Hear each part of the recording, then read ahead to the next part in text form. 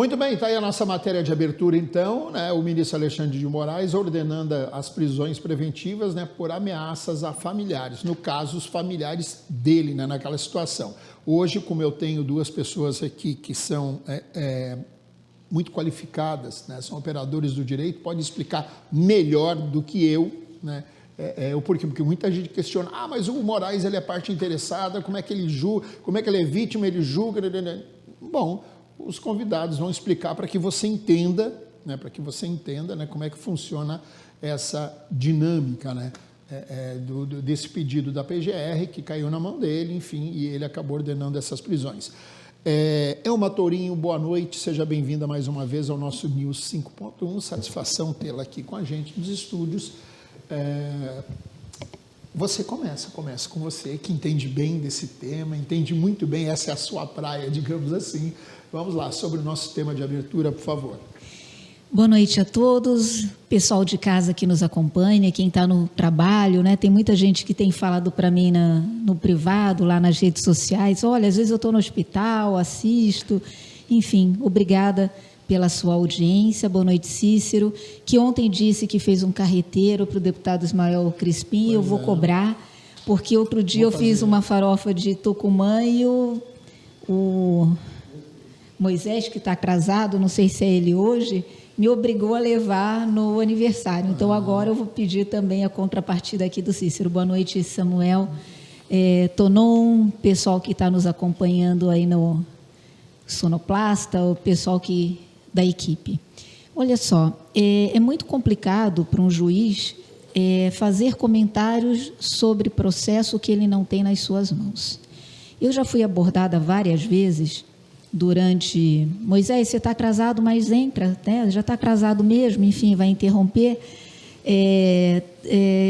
Várias vezes em locais públicos, né? Muitas pessoas chegavam para mim e falavam assim, doutora, no mercado, Samuel, eu tenho um processo que está lá na justiça e aconteceu tal coisa, dava a versão dela do que era o sentimento dela de justiça. E nós todos temos um sentimento de justiça que é muito próprio, que difere, via de regra, de outras pessoas, senão a gente não teria 80 milhões de processos na justiça. No mínimo, você tem autor e réu, senão às vezes você tem até mais de um autor, até mais de um réu, justamente porque você discorda do ponto de vista de alguém. Então, é muito difícil falar sobre processo que você não tem acesso. Isso é a primeira coisa. E a internet, as redes sociais estão cheias de julgadores que fazem análise interpretativa e já fazem análise, já condenam, etc. Eu sou uma juíza aposentada. Quando eu estava na ativa, eu acho importante, Samuel, falar sobre coragem, porque todas as vezes que se aborda um tema, quando é fácil lacrar. Quando está numa roda íntima, quando está na frente de um microfone, mas quando está na frente de pessoas poderosas, dificilmente a atitude da pessoa é a mesma. Eu, na ativa, Cícero, várias vezes, eu vou repetir isso até morrer, é um sonho da magistratura brasileira, que eu não represento, quem representa a magistratura brasileira é o Frederico Mendes, é um sonho da magistratura brasileira ter juízes de carreira no Supremo Tribunal Federal. Eu falei isso várias vezes na ativa, quando eu era juíza da ativa, e disse que eu gostaria de ver parlamentares corajosos que fizessem a movimentação, pelo menos de um dos procedimentos que tem no Congresso Nacional para mudança de acesso ao Supremo Tribunal Federal. E aqui não vai nenhuma disputa entre operadores do direito, porque dentro do nosso tribunal, por exemplo, dentro dos tribunais tem um quinto que vem do Ministério Público ou da advocacia. E os nossos representantes aqui são muito bons, nós temos representantes muito bons para a nossa sorte.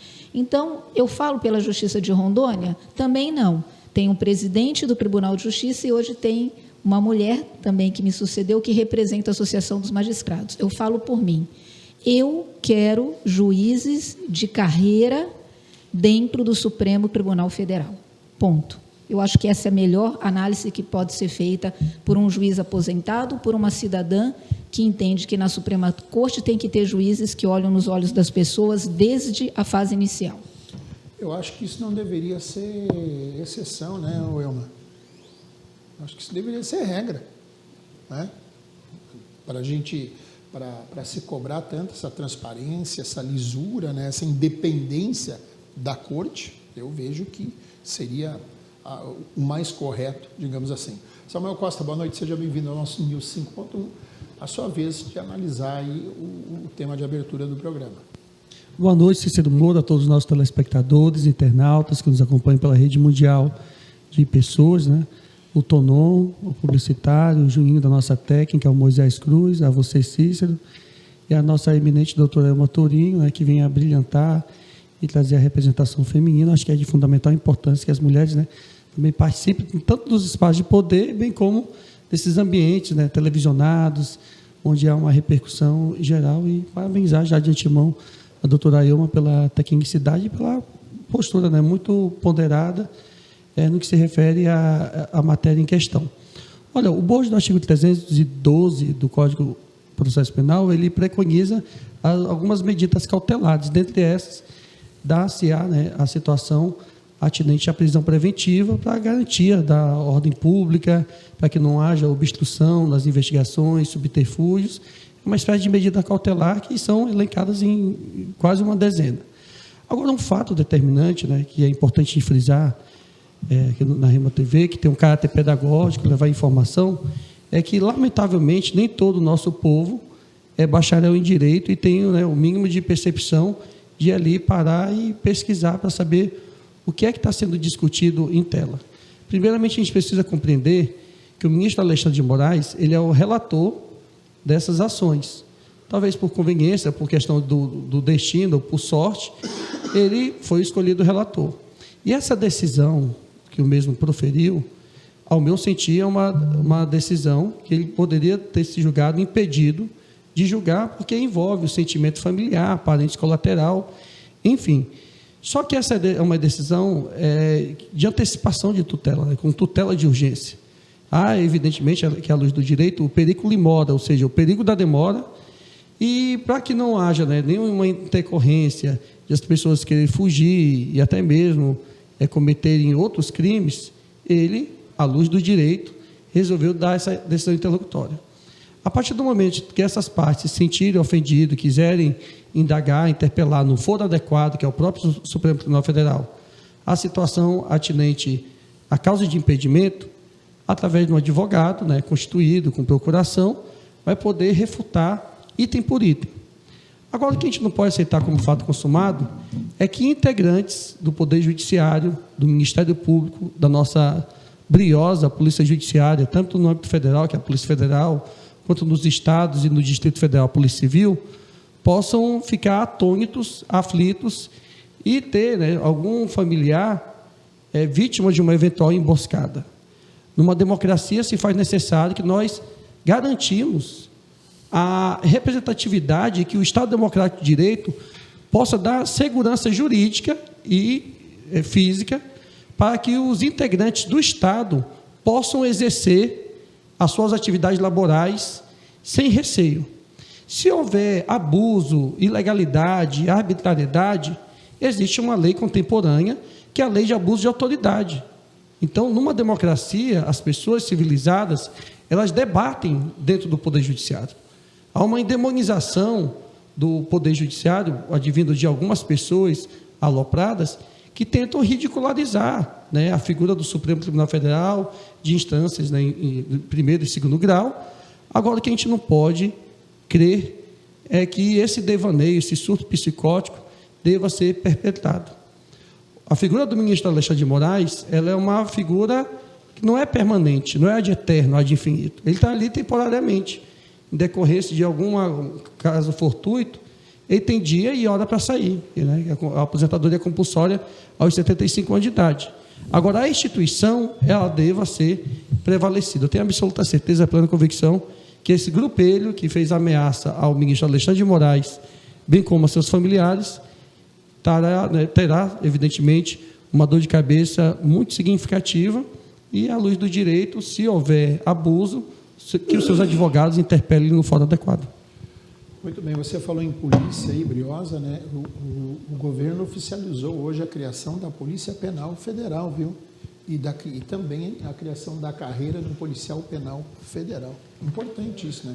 Sempre houve uma discussão nesse sentido, o pessoal que trabalha em presídios se sentindo, digamos que, inferior ao trabalho inerente da polícia. Para mim, polícia é tudo igual, né? Polícia, tanto faz agir como no presídio, como agir na cidade, né? Polícia é polícia, tem que agir em defesa da sociedade.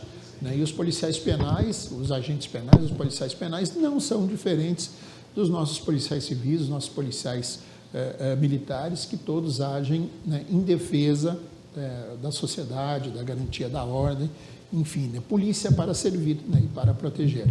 Moisés Cruz, boa noite, seja bem-vindo ao nosso News 5.1. Por favor, seu comentário sobre essa decisão do ministro Alexandre de Moraes, ordenando as prisões preventivas por ameaças a familiares dele, né?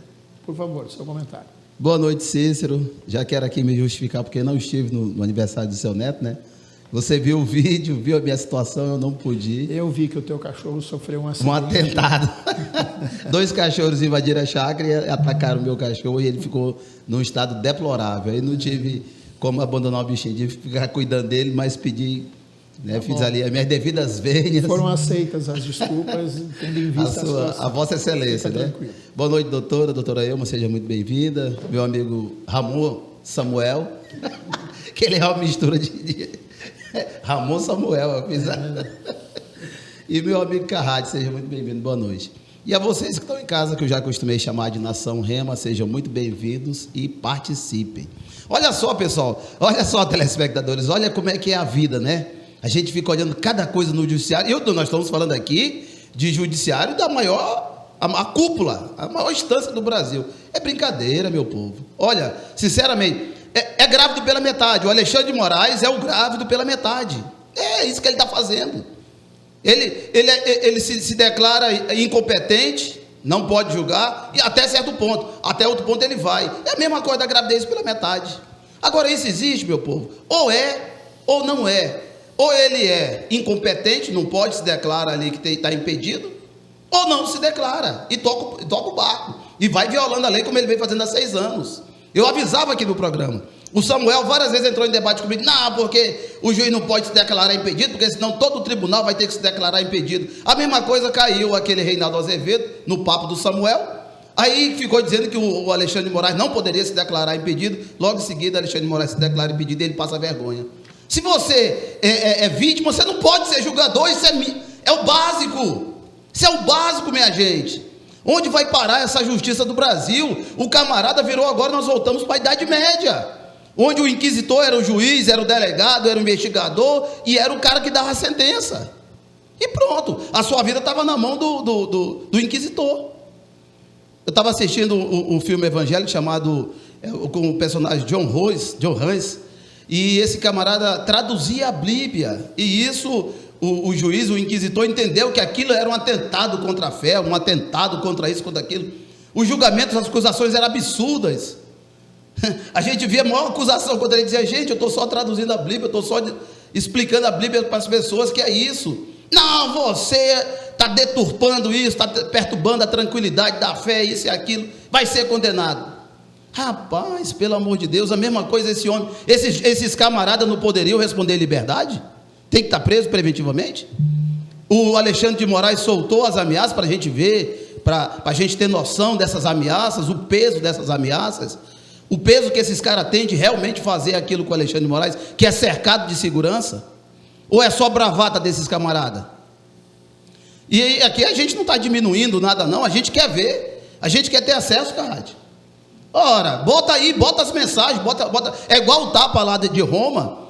Um delegado analisou as imagens, analisou o inquérito, Cícero, e não viu nada e disse: olha, não dá para tocar esse inquérito, não tem nada. Não dá, pediu arquivamento. Aí eles não gostaram, porque eles são dono do poder, trocaram o delegado, botaram o outro, e o outro indiciou a família. É brincadeira, meu povo, é desse jeito, o Brasil está nesse nível. É nesse nível que nós estamos caminhando. Não, o delegado aqui não correspondeu à minha expectativa, porque o delegado investigou ou não. O delegado analisou as imagens ou não. Tudo foi feito pela equipe ali, por profissionais ou não. Não viram que não tinha condições de indiciar ninguém, porque não tinha nenhuma gravidade ou crime à altura. De repente chega outro delegado com outros indiciamentos, já faz tudo. A mesma coisa está o ministro Alexandre de Moraes. Ministro Alexandre de Moraes, o senhor está ficando pesado para as pessoas. O Jornal Estadão, a Folha de São Paulo, a UOL. O senhor está começando a ficar pesado para essas pessoas, ministro. Tira o pé do acelerador, ministro, enquanto o senhor tem tempo. Muito bem, Luiz Carrati, boa noite, seja bem-vindo ao nosso News 5.1, satisfação recebê-lo mais uma vez aqui no programa, sua vez de analisar aí. Pode me dar 30 segundos? Depois. Porque, pode ser depois? Tá bom, só não esqueça, por favor. Não esqueço não. A sua vez de analisar o tema de abertura e dizer que o Raimundo mandou um abraço para você. Tá? Opa! O Raimundinho da oficina. Que legal, que legal. Congrega com Nosso amigo. Nosso amigo, né? Gente muito boníssimo. Um abraço para o Raimundo que está nos assistindo e é muito amigo seu. É verdade, verdade. Que congrega com você. Boa noite, por favor, o seu comentário. Abraço ao Raimundinho, amigo de 20 anos. Cumprimentar aqui o Moisés, doutor Samuel, doutor Elma Tourinho, a você, Cícero, a todos que estão em casa nos assistindo, que nos dá o privilégio da audiência. Eu quero compartilhar um pouco da fala de Moisés, quando o nosso ministro hoje entregou já o cajado, né? Se aposentou hoje, né? Carmen Lúcia assumiu a bronca agora, né? Indicou mais 2 mulheres, e eu acho muito digno isso, muito legal a participação das mulheres. Mas o Alexandre, o ministro, ele toma de posse do seu poder, da sua legalidade, para colocar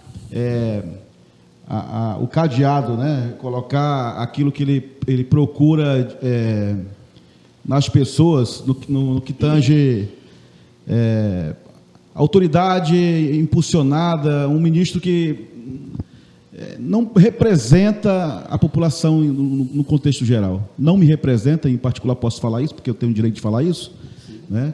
Infelizmente o ministro Alexandre de Moraes age com a força do poder que ele tem nas mãos, né? Atropelando leis, atropelando o Congresso Nacional, atropelando a Câmara dos Deputados. Ele não tem voto, mas ele é um político, né? Não teve voto, né? Ele não é um parlamentar, mas exerce a função de um político, exerce a função de um senador, de um deputado federal. E o que ele vem fazendo, e isso não é mais notícia, e nunca vai ser mais novidade isso, Cícero, o que ele vem fazendo é só demonstração do uso do poder indevido, né, de um camarada que está ali e representa poucos. É ministro, deve ser respeitado. Samuel daqui a pouco vai falar e vai querer bater aqui nessa nossa condição de fala, mas é justamente a condição de fala de um ministro, entendeu? Que prova do seu poder, da manga que está, né? do jaleco que usa, para poder atribuir a favores pessoais, a poder viajar e não poder prestar conta, né, dos seus colegas, né, que estão ali também, que não há transparência, né, e a gente vê isso todos os dias acontecendo. Há 6 anos já, né? E a gente não pode falar nada, né? Se eu for perseguido, se a minha família for dita de alguma forma, sofrendo de alguma coisa, eu não posso nem reclamar, né? Porque eu sou, né, entre aspas, de direita, né? Então eu não posso, né? E não é extremismo, não sou de direita, não sou de esquerda, eu sou a favor do Brasil, das coisas que devem ser colocadas de forma transparente, e esse ministro Alexandre de Moraes não me representa. Muito bem, agora sim, seus 30 segundos, Elma, por gentileza. Quando eu estou em casa e eu ouço algumas manifestações aqui, eu fico bastante incomodada. E aí minha fala vai direto ao Moisés, porque eu acho que a gente tem que ser franco, respeitoso e falar com educação, né? Com as pessoas. Moisés, quando você apontar, aponte, porque é um direito, né, a liberdade de expressão, que eu defendo tanto, opinião, etc., aponte a pessoa. Quando você fala justiça brasileira, a justiça brasileira... Mas eu deixei claro o ministro. Eu estou falando, por favor. A justiça brasileira não é formada apenas de um ministro. São 18 mil juízes que trabalham em 80 milhões de processos nesse país. Eu respondo pelo meu CPF. Nós temos a Justiça de Rondônia, a melhor justiça do país, 5 anos de diamante, foi a primeira colocada esse ano. Então, falar que a justiça brasileira não está bem, a justiça é generalizar todos os juízes. Obrigada, Cícero. Muito bem. Mandar um abraço para o doutor Wilson Dias, que está nos assistindo, a audiência seleta, mandou um abraço para você. Viu? E quem é que pediu 30? Não? Vou querer ajudar também. Então, vai lá. Doutora, muito bem observado, né? A sua fala é muito oportuna, mas eu me referi diretamente ao ministro Alexandre de Moraes. E o pior, telespectadores, é que o ministro está fazendo discípulos. Tem juízes prendendo jornalistas por opinião, tá certo? O sindicato dos jornalistas já se manifestaram contra a decisão de juízes de primeira instância e outras arbitrariedades, porque a Suprema Corte está começando a contaminar as cortes menores. Então, mas nesse caso eu me referi direto. E quando eu falo aqui, como bem ressaltou a doutora, eu falo diretamente ao ministro Alexandre de Moraes, que vem há mais de 5 anos sistematicamente violando a própria Constituição, a qual um dia ele jurou defender.